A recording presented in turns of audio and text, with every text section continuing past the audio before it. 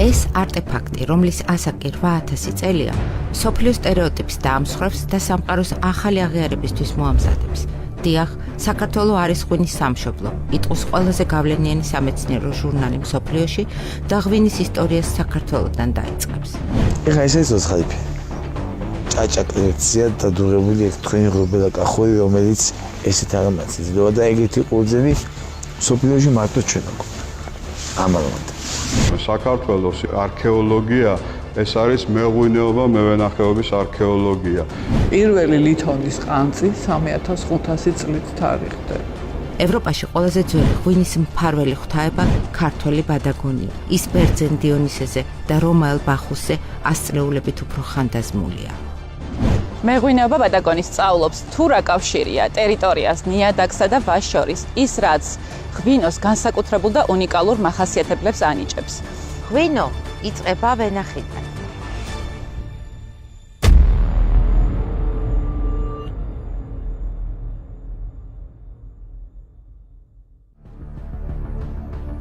პალინოლოგი ელისო ყვავაძე იმ სამეცნიერო ჯგუფის წევრია, რომელიც რამდენიმე წელი იკვლევდა 8000 წლის წინანდელი არტეფაქტების შიგთავსის ნაშთებს. მთავარი ინფორმატორები მიკროსკოპული ორგანიზმები უნდა ყოფილიყვნენ, მაგალითად მტვერი, ან სულაც ქინქლა, რომელიც 8000 წლის წინათაც ისეთივე წარმატებით ეხვეოდა ღვინოს, როგორც დღეს. საინტერესოა, რომ ქინქლას ბუსუსი არ იშლება, იმიტომ იქ ხიდინია და რჩება, ისევე როგორც მტრის მარცვალი, შეიძლება 5000-6000 და მეტიც შეინახოს ღვინოში. თქვენ მოგეხსენებათ, რომ ღვინოში არის ალკოჰოლი, ალკოჰოლი არის კაი კონსერვატორი და ამიტომ ყველა მიკროსკოპული ნაშთი, რომელიც არის, ინახება. როგორ ახერხებს ძველი ადამიანი ასეთი რთული ტექნოლოგიური პროექტის შექმნას და მის მართვას? რა ხდება 8000 წლის წინანდელ საქართველოში? რა პროცესები აკავშირებს მას პასტორალურ ცხოვრებასთან? ზოგადად ამ პროცესს ქვია ნეოლითური რევოლუცია. კავკასია თავიდანვე ითვლებოდა ერთ-ერთ მიწათმოქმედების ერთ-ერთ უადრეს ცენტრად და ბუნებრივია ადრეს ამ მიწათმოქმედო საზოგადოება ერთ-ერთი სწორედ აი აქაც ჩამოყალიბდა მახლობელი აღმოსავლეთის უძველეს ცივილიზაციებთან ერთად. ცხოვრების წესი რადიკალურად იცვლება. ადამიანი ცხოველების და მცენარეების მოშინაურებას იწყებს. მახლობელი ტყეებიდან გამოაქვს ველური ვაზი და სახლთან, თავის სადგომთან ახლოს რგავს. და იმ ნეოლითურ დროს 8000 წლის წინ შეიძლება უფრო 9000 წლის წინაც ახლა ვარაუდია ეს ვაზი ველური იზრდებოდა და მერე ნელა-ნელა მოაშინაურა. ეს არ ხდება ერთ წელიწადში, რა თქმა უნდა, ამას უნდა რამოდენიმე ასეული და უკვე 8000 წლის წინისთვის მან უკვე მოაშინაურა. ზუსტად აი ცნობილი მეცნიერი ნიკოლაი ვავილოვი ამაზე აფუძნებს და ამბობს, რომ სამხრეთ კავკასია არის ზუსტად ის ადგილი, სადაც ვაზის დომესტიკაცია მოხდა. მარნეულის ველზე, სადაც არის ცნობილი ესეთი ნეოლითური ხანის სოფლარები, უკვე მოყავდათ ვაზი, კულტურული ვაზი, წურავდნენ მას და მერე ბუნებრივია ეს იქცეოდა ღვინოთ და გემრიელათაც მიირთმევდნენ როგორც ჩანს. ყველა პროდუქტი, რომელსაც ვაზისგან იღებდა ადამიანი, იქცა არსებობისთვის აუცილებელ პირობად. ჩვენ ძალიან დიდი ისა გვაქვს. სეიფი, სადაც ინახება ეს 525, 522 თუ 500, რაც არის ყოველ შემთხვევაში ჩვენი რაც არის. ხო, მე საიდან წავიდა ვაზი, აქედან საქართველოსთან წავიდა ყველგან.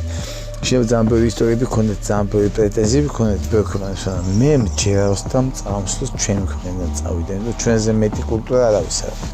ვაზის მოშინაურების და ღვინის დაყენების ტექნოლოგია თანამედროვე ქართლის ტერიტორიაზე იწყება და მთელ ცივილიზებულ მსოფლიოში ვრცელდება. ამ ადამიანებს ეს ცოდნა აქვს და ამ ცოდნას ავრცელებენ მაშინდელ საზოგადოებაში. შემდეგ იწყება მოგზაურობენ ღვინის კულტურისა, ვრცელდება ეგვიპტეში, გადადის საბერძნეთში, საბერძნეთ შემდეგ გადააქვს სიცილიაზე. საბერძნეთისა და სიცილიის შემდეგ რომის იმპერია არის ის ყველაზე დიდი პრომოუტორი, რომელმაც ევროპაში გაავრცელა ეს კულტურა და ეს ყველაფერი იწყება ზუსტად იმ შულავერის კულტურიდან 8000 წლის წინ. ეს არტეფაქტი შულავერიდანაა და მისი ასაკიც 8000 წელია. ამ ჭურჭელშიც ღვინის კვალი აღმოჩენილი. გამოდის, რომ 8000 წლის წინ ღვინოსაკ უკვე უშენებდნენ ქვევრს, აბინავებდნენ მშვიდ, გრილ და საიმედო გარემოში. 8000 წლის წინ მოშინაურებული ვაზი უადამიანობას ვერ იტანს. მე ვენახეთ და ვაზიც აი ამ 1000 წლეულების მანძილზე რაღაც დაუსრულებელ დიალოგში იმყოფებიან ერთმანეთთან და ერთმანეთს მუდმივად რაღაცას ასწავლიან. აი ახლა ეს ვარდის ბუჩქები, რომლებიც ჩარგული არის ზვრების გასწვრივ. ესეც ერთგვარი სწავლებაა, რომელიც დააგროვა ადამიანმა ვაზისგან სხვათა შორის. ვაზმა უკარნახა, როდესაც დაინახავ ჩემს ზვრებში დარგული ვარდი მოიწყეს, ეს იმას ნიშნავს, რომ მე რაღაც მიჭირს და დამეხმარე. ვარდების დარგვა ვენახებში ყველაზე ძველი ტრადიციაა სამყაროში. შუმერები იტყვიან, იქ სადაც ღმერთები წურავენ ღვინოს, ვარდები ვენახის მცველებად დგანან. ამიტომ მე ვენახები პრაქტიკული მიზნით იყენებენ ამას, რომ ეს დაავადებები, მათ შორის ნაცარი განსაკუთრებით, ჭრაკი და ასე შემდეგ, გამოვლინდება შედარებით ადრე ვარდზე და სიგნალს აძლევს მას, რომ მან მიიღო შესაბამისი ღონისძიებები უკვე თავისი ვაზის დაცვის მიზნით. ძველი მსოფლიოს სულიერი ლიდერები, ქურუმები, ღვინის საკრალიზაციას ახდენენ და სარიტუალო მსახურებაში მის გამოყენებას იწყებენ. როგორია რიტუალი, რომელსაც უძველეს საქართველოში ქურუმთა კასტა ატარებს. ეს თრიალეთის ვერცხლის თასია. მისი ასაკი 4000 წელს ცილდება. რიტუალში მონაწილე ადამიანებს სახეზე ნიღბები უკეთიათ, ხელში თასები უჭირავთ და მთავარი ღვთაებისკენ მიემართებიან. რა რიტუალს აღწერს ეს პროცესია ძნელი სათქმელია. ეს ამ რიტუალში მონაწილე ქურუმთა საიდუმლოა. ამ ყანწის ასაკი 3500 წელია. ის ანთიმონიანი სპილენძითაა დამზადებული.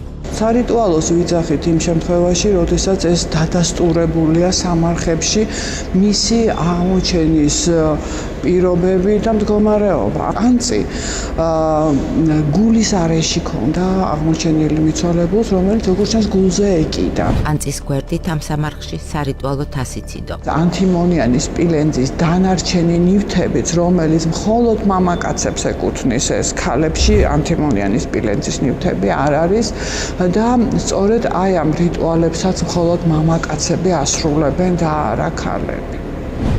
სარიტუალო სასმისებთან ერთად ჩნდება თამადაც.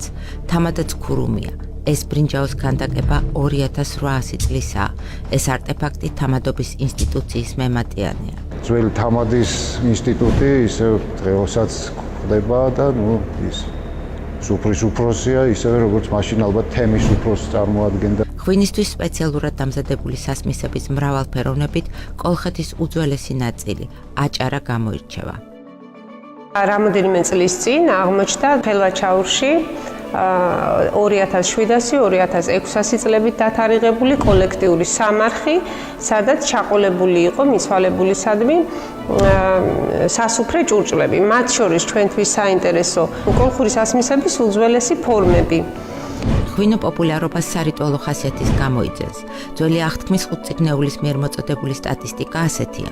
ღვინო 250 ჯერ არის მოხსენიებული, წყალი 220 ჯერ, პური 200 ჯერ. ახალ აღთქმაში პირველი სასწაული, რომელსაც ქრისტე აღასრულებს, წყლის ღვინოთ გადაქცევა იქნება. საიდუმლოს ერობაზე იესო მოციქულებს გაანდობს, მისი ხორცი პურია, სისხლი კი ღვინო. საქართველოში შემოდის ქრისტიანობა და მისი სიმბოლო ვაზისგან შეკრული ჯვარი ხდება. მე ვენახეობა მეღვინეობა ქრისტიანული რელიგიის ერთ-ერთი განუყოფელი ატრიბუტი ხდება და როდესაც ქრისტიანობა შემოდის ჩვენთან, წმინდა ნინოს ვაზის ჯვარი კიდევ ერთი ღირებულება და დადასტურება იმისა, რასაც ქართველები მისდევენ და ახალი მოსული რელიგია ამ საქმიანობას აღიარებს. ეს მარანია, ღვინის სახლი. აქ ღვინო გადის სიცოცხლის მთელ ციკლს. მარნის ხერხემალი საწნახელია. აქ იწურება ღვინო. ის ქვისგან შენდება, ან ხისგან ითლება. დაწურული ღვინო ქვევრებში ნაწილდება. ათასწლეულებია ქვევრი ღვინოს ერთგულად ინახავს. ეს არის უზარმაზარი უნიკალური კულტურა, ცოდნა, რომელიც ჩვენმა ერმოდ დააგროვა და ნამდვილად ღირსეულად 2013 წელს მოხდა იუნესკოს მიერ აღიარება არამატერიალური მემკვიდრეობის ნუსხაში შევიდა ქვევრში ღვინის დაყენების უძველესი ქართული მეთოდი. ეს მექვევრე კაცი ზალიკო ბოჟაძე სამყაროში ერთ-ერთი ყველაზე ძველი პროფესიის მიმდევარია. 1000 წლეულების ექსპერიმენტმა ასწავლა მექვევრეს. თიხა, რომელიც ღვინის ქვევრის ასაშენებლად მოიხმარება, სიმაღლებიდან უნდა ჩამოიტანოს და ქვევრის შენებისას მიყვეს ინტუიციას.